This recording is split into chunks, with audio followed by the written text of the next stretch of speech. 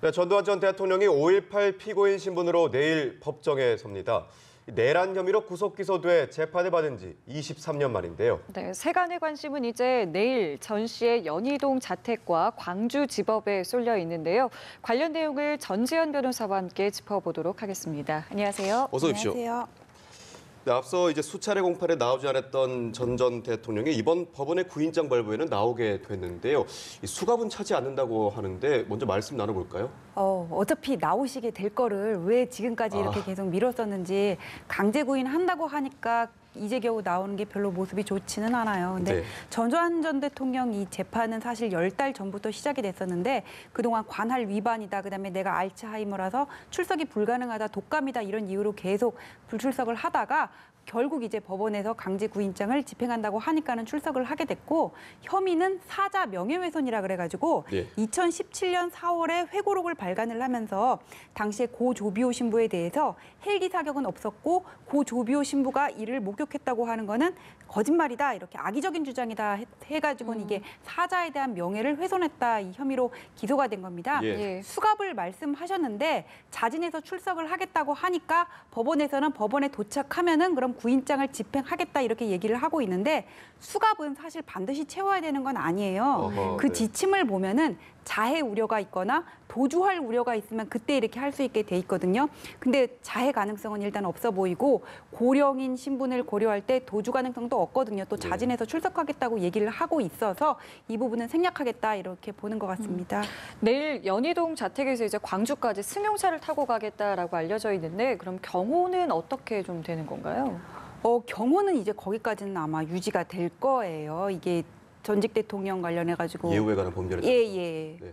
예, 그래서 경호는 계속 그렇게 유지가 될 걸로 보이고, 또 이순자 여사가 이렇게 동석을 하기로 그렇게 얘기가 지금 되고 있다는 얘기를 하는데, 원래는 이렇게 피고인이 앉을 때 옆에 변호인만 그렇게 앉아야 되는 거거든요. 그런데 예외적으로 뭐 심신이 미약한 상황에 있을 때는 신뢰할 수 있는 자를 동석할 수 있도록 하게 해놓고 있어요, 법원에서. 네. 그래가지고는 그 이순자 여사 같은 경우에는 지금 전두환 대통령이 뭐라 그랬냐면은 2013년에 알츠하이머 진단을 받고 계속 약 복용을 하고 있고, 이거는 당시에 구금된 거라든지 이후에 정부에서 계속 압류를 하고 검찰에서 이게 조사를 하고 있기 때문에 내가 그 충격으로 알츠하이머에 걸렸다 지금 이렇게 얘기를 하고 있거든요. 그래서 그 부분을 강조하기 위해서인 것으로 보입니다. 자, 그렇다면 이제 말씀하신 대로 이 혐의는 사자 명예훼손인데요. 이 회고록을 통해서 말씀하셨죠. 조비오 신부에 대해서 파렴치한 거짓말쟁이로 몰아갔었는데 이것에 대해서 이제 고의성을 어떻게 봐야 될까요?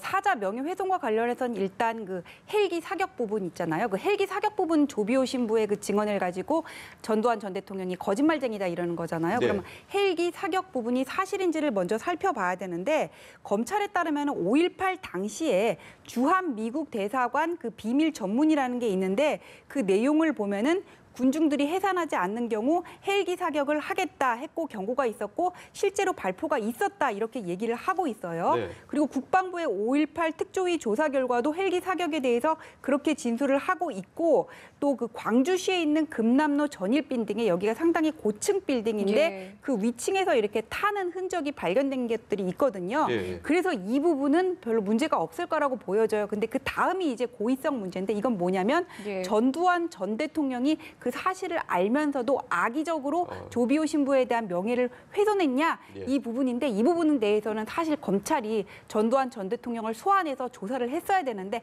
한 번도 이분이 나오질 않았어요. 소환에 불응을 했어요. 그래서 제가 볼 때는 전두환 전 대통령 측에서는 헬기 사격에 관해서는 5.18 그 특별조사위에서 이제 그 조사 지금 진행 중에 있는 부분이고, 전두환 전 대통령은 당시에 이런 지휘체계 개통상 여기에 대해서 모를 수밖에 없었고, 또 최근에 심각해진 알츠하이머 때문에 언론 보도도 인지하지를 못했다 이렇게 주장을 할 것으로 보입니다.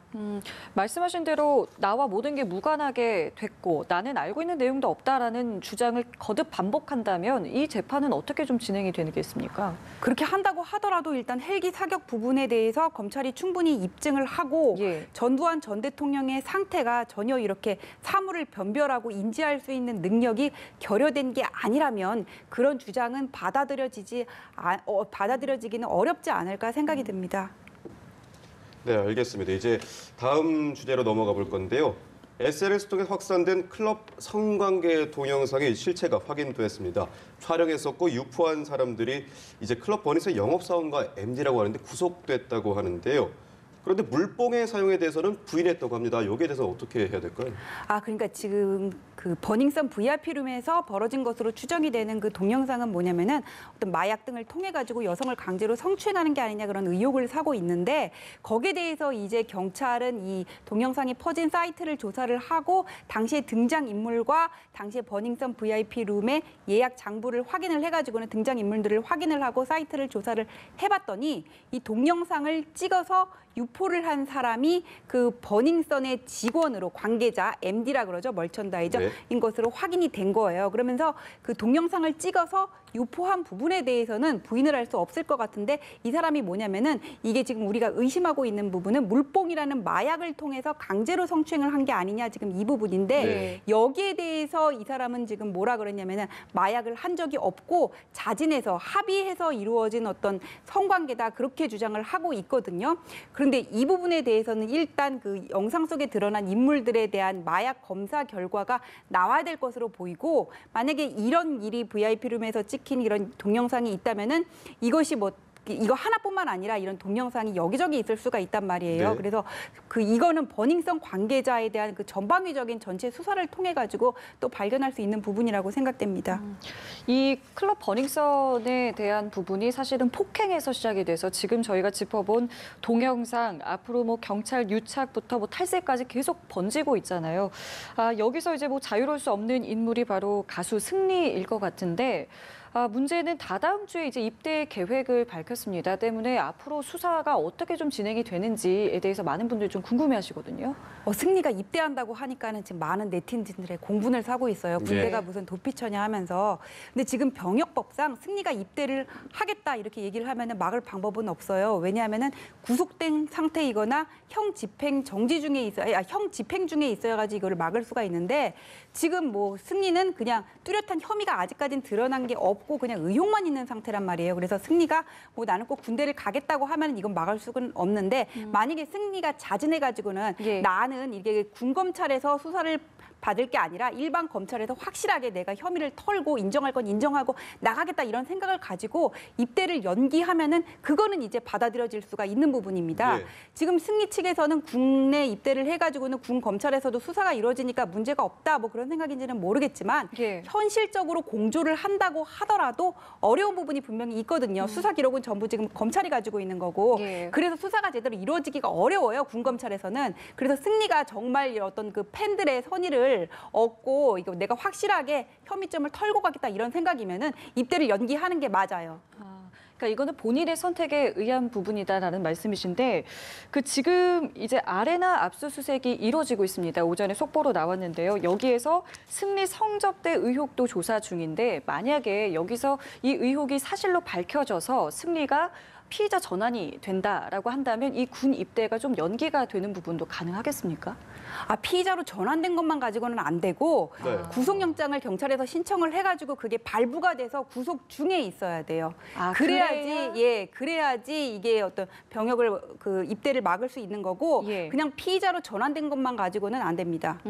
그러면 지금 이 시각 이제 클럽 아레나에서 압수수색이 벌어지고 있는데 뭐 여러 가지 좀 의혹들이 있는 것 같더라고요. 경찰이 압수수색을 통해서 좀 밝히고자 하는 의혹들이 어떤 건지도 전해주시죠. 일단 그 아레나라고 하면은 그 승리가 성매매를 알선한 게 아니냐 그 의심이 되는 카톡 대화방 거기 보면은 외국에서 온 투자자에게 어떤 뭐 접대를 하는 그런 장소로 지목이 된 부분이에요. 그 부분이 있고 이번에 전격적으로 압수수색에 나서게 된 결정적인 계기는 뭐냐면은 경찰에서 강남의 그 유흥주점 클럽에 대해서 탈세 여부를 조사를 하기 위해 아레나의 몇몇 관계자들의 이제 계좌 흐름을 분석하다 보니까 아레나의 실제 소유주는 따로 있고 이 사람이 페이퍼 컴퍼니를 통해서 비자금을 만들었다는 의혹이 제기가 된 거예요. 그러면서 수백억 대를 탈세를 하고 뭐 보도에 따르면은 국세청 직원들한테 로비를 한 이런 상납 장부까지 경찰이 발견을 했다 이런 보도까지 있어요. 그래서 본격적으로 이렇게 압수수색에 들어가게 된 건데 이렇게 뭐 비자금, 그다음에 횡령, 탈세, 뇌물은 보통 이렇게 패키지로 엮이거든요. 예. 그래서 버닝썬과 관련해서도 경찰과의 유착 여부를 밝히기 위해서는 이렇게 그냥 제보자들만 소환해서 조사를 하는 게 아니라 예. 지금 경찰에서 버닝썬에서 압수된 그 이전에 압수수색에 나갔을 때 확보된 회계 장부를 가지고 조사 중에 있다 그렇게 얘기를 하는데 좀 이런 자금 흐름을 제대로 분석해야지 조사 결과가 나와야지 네. 좀 이게 확실하게 윤곽이 잡히지 않을까 싶어요. 그리고 이게 유착관계 의혹이 불거졌다 이러는데 이게 뇌물 같은 경우에는 이게 상납 장부를 어떤 방식으로든 가지고 있기 마련이거든요. 그래서 이 부분을 확보를 하기 위해서는 일단 자금 흐름을 먼저 파악을 해야 될 것으로 보입니다. 네, 국세청에 대한 압수수색도 이루어지고 있다고 하는데요. 여기에 대한 이렇게 강 씨, 아레나 실소유주인 강 씨와의 관계도 로비를 했다는 정황도 드러나고 있어가지고요. 여기는 어떻게 봐야 될까요? 이제 국세청에서도 압수수색에 나섰다고 하는데 이 네. 조세범 처벌법 같은 경우에는 국세청에 고발이 있어야 기소할 수가 있는 부분이거든요. 그래서 저번에 나타난 그 계좌 흐름을 파악한 그 결과를 가지고는 경찰에서 국세청에다가 고발을 요청을 했고 국세청에서도 이 부분을 확실히 검토를 하기 위해서 지금 같이 나선 것으로 보고 있습니다. 네. 네. 자, 저희 마지막 이슈로 좀 넘어가 보겠습니다. 오늘 박근혜 전 대통령의 탄핵 선고를 받은 지 2년이 되는 날입니다. 지금 이 시각 보수단체들 서울 도심에서 집회도 열고 있는데요. 지금까지 박 전 대통령 어디까지 지금 재판이 진행이 됐고 어디까지 확정이 됐는지 먼저 좀 짚어볼까요? 박근혜 대통령 같은 경우에는 이제 국정농단 사건, 대법원에 계류 중인 사건이 있고요. 이거 예. 지난해 10월에 항소심 선고가 난 부분이에요. 그다음에 이제 2년형이 확정된 거는 새누리당 공천 개입, 선거법 위반 혐의고 그다음에는 이제 하나가 더 있는 게 그 특수활동비 수수 관련해 가지고 지금 항소심이 진행 중인 부분이 있고 예. 지금 대법원에 계류 중인 국정농단 사건 같은 경우에는 이게 가장 덩어리가 큰 부분이잖아요. 뭐 예. 뇌물, 직권남용 다 여기 섞여 있는데 이거 같은 경우에는 구속 만기일은 4월 16일이에요. 그다음에 얼마 전에 그러니까 지난달이었죠. 전원합의체에 회부가 된 지금 그런 상황입니다. 네. 그럼 지금까지의 선고가 그대로 확정이 된다면 형량은 글쎄요 상당히 좀 많이 되겠군요. 네, 지금까지 선고 난 부분이 그대로 확정되면은 최종 형량은 30년을 넘을 테지만은 예. 뭐 최종 선고가 어떻게 나오는지를 봐야 되겠죠. 왜냐하면 박근혜 전 대통령 사건 같은 경우에는 그 국정농단 사건이요. 예. 이재용 회장, 최순실 씨, 그다음에 신동빈 씨하고 전부 이렇게 네네네. 쟁점이 동일하단 말이에요. 네. 그런데 부정한 청탁과 관련해 가지고는 이재용 그 2심하고 박근혜 전 대통령 1심 사건은 동일한데 이재용 1심 사건이랑 박근혜 전 대통령 2심 사건은 또 다르게 판단을 하고 있고 마필 소유권이 최순실에게 넘어갔냐 이 부분에 대해서도 이재용 회장 2심 재판에서는 또 뭐 그거는 소유권이 예. 넘어간 것으로 볼 수 없다 지금 이렇게 보고 있단 예, 예. 말이에요. 근데 네. 대법원에서 판단을 하면서 결과가 다 각각 나올 수는 없잖아요. 그래서 이걸 보고 또 이게 최종 결과를 통일할 필요가 있어요. 그런데 또 얼마 전에 변수가 나온 게 뭐냐면은 그게 삼바 사태거든요. 삼바 사태가 뭐냐면은 이게 그 삼바가 삼성 바이오로직스를 바이오로직스. 말하는 겁니다. 네. 여기가 제일모직의 자회사인데 이걸 분식회계를 예. 해가지고는 분식회계를 했다면 제일모직의 가치를 뻥튀겠다는 얘기거든요. 네. 그럼 이거는 삼성물산 제일모직의 합병에 그 영향을 미쳤다는 얘기고 만약에 삼성에서 고의적으로 이런 분식회계를 했다면은 부정한 청탁이 있었다고 볼 개연성이 커요. 왜냐하면은 그 부정한 청탁이라는 게 그 이건희 회장에서 이재용 회장으로 넘어가는 그 승계 구도를 정당화하기엔 플랜인데 삼성에서 고의적으로 분식회계에 관여를 하고 예. 삼성물산 제일모직 합병이 1대 0.35의 비율로 이루어졌다면은 이런 승계구도 플랜이 있었고 부정한 청탁을 했었다 이렇게 볼 여지가 크거든요. 예. 또 하나의 변수가 생겼기 때문에 이 재판 최종 결과가 언제 나올지는 뭐 아직까지는 좀 미지수입니다. 네, 이런 와중에 이명박 전 대통령이 보석으로 풀려나면서 이제 보수 집회에서도 더 불이 붙는 모양새입니다. 박근혜 전 대통령에 대해서도 석방에 대해서도 가능성에 대한 이야기도 나오는데 그런데 이게 현실적으로는 불가능하다면서요? 왜 그런 거죠? 현실적으로 불가능하다는 얘기가 뭐냐면은 이명박 전 대통령은 그 뇌물 횡령 사건 한 덩어리만 있었단 말이에요. 근데 박근혜 전 대통령 같은 경우에는 재판이 3개예요. 선거법 위반, 특수활동비, 그다음에 국정농단. 네. 국정농단은 아직 확정이 안 됐어요. 여기에 만약에 보석으로 박근혜 대통령이 뭐 보석을 허가해 준다고 하더라도 이미 확정된 사건이 있단 말이에요. 아. 거기에 대해서 형을 집행하면은 보석이 의미가 없게 돼요. 일단 수형자로 들어갈 수밖에 없단 네네. 말이에요. 예. 그러면 이제 전혀 나올 방법이 없는 거냐? 그건 아니고 이 확정된 2년 확정된 그거를 형 집행정지를 해주면 되거든요. 근데 형 집행정지를 하기 위해서는 박근혜 전 대통령의 건강 상태가 수용 생활을 감당할 수 있을 정도로 정말 이렇게 심각하다 그런 상황이 있어야 됩니다. 예, 그 김경수 경남지사 역시 지금 현재 구속이 돼 있는데 보석을 신청을 했습니다. 글쎄요, 지금 박 전 대통령의 경우에는 그러니까 확정이 됐기 때문에, 그러니까 이걸 우리가 기결수라고 이야기를 하는데 네. 기결수기 때문에 좀 어렵다라고 했는데 그렇다면 김경수 지사 같은 경우에는 좀 가능한 부분 아니겠습니까? 어떻게 좀 예상하세요? 김경수 지사 같은 경우에는 그냥 일반적인 선례에 비추어 보면은 보석이 어려워요. 왜냐하면은 한 번 법원의 판단에 의해서 이렇게 구속이 이루어졌으면은 예. 그 다음에는 신중하거든요. 그래서 그 이후에 뭐 합의라든지 사정 변경이 있었느냐, 피해자와 합의한 사정이 있느냐 이런 부분을 따지는 건데. 근데 김경수 지사 같은 경우에는 그런 경우에 해당이 안 돼요. 그런데 하지만 이게 신중하게 판단을 하자는 거지 절대 불가능하다 이런 얘기는 아니거든요. 지금 김경수 지사 측에서 나오고 있는 얘기는 도정 공백을 주장하고 있고 그다음에 증거인멸 가능성을 주장을 하고 있어요. 그런데 제가 볼 때는 이 도정 공백은 좀 받아들여지기가 어렵다고 봐요. 뭐 지금까지 뭐 여러 재벌 총수들 경영 공백 주장했지만 그게 받아들여지진 않았고 또 권한 대행 체제로 충분히 운영이 될 수 있는 부분이기 때문에 이 부분을 법원에서 받아들여지긴 어렵지 않을까 제 개인적인 생각은 그런데 예. 제가 만약에 변호인 같으면 이 증거인멸 가능성에 좀 더 집중해서 얘기를 할 것 같아요. 왜냐하면은 김경수 지사 판결문을 보면은 인정된 대부분의 근거가 된 대부분의 증거들이 그 드루킹 쪽의 진술이라든지 이미 법원에 제출이 된 그 USB 목록 같은 부분이거든요. 그런데 그 드루킹 측들은 지금 대부분 구속이 돼 있는 상태고 지금 근거가 된 증거들은 확보를 하고 있는 상태잖아요, 예. 법원에서. 그래서 이 증거인멸 가능성이 없다 이 부분을 집중적으로 변호인 측에서는 피력을 할 것으로 보이는데 법원이 이거를 어떻게 판단해야 될지는 좀 더 지켜봐야 되겠습니다. 네, 조금 더 지켜봐야겠고요. 오늘 말씀 여기까지 나눠보겠습니다. 지금까지 전지현 변호사와 이야기 나눠봤습니다. 고맙습니다.